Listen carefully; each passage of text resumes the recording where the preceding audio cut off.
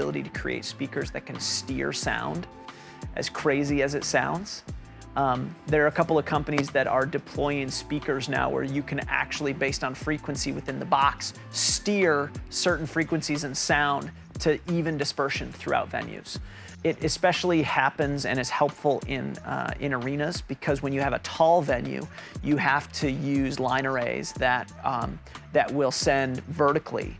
And so by being able to steer sound, you can remove pockets, you can remove low-end nodes and lobes and areas where things will propagate, and even the coverage out. So everybody in the house has the same experience, whether you're up in the nosebleeds or whether you're down on the floor, the sound is perfectly clear.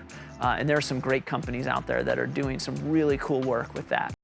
20 years ago, if I were to bring in a huge lighting rig, it was going to be two 400 amp services for, you know, 120K or 220K of park hands plus moving lights plus everything else.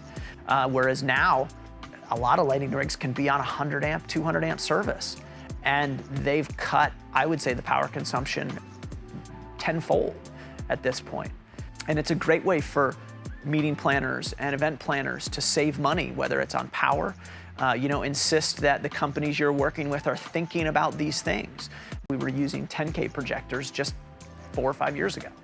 There's so many things that you can do with projection that you can't do with LED. It's just not possible. I can't put LED all over the side of a building for a reasonable cost and call it LED mapping. Like, it just doesn't work.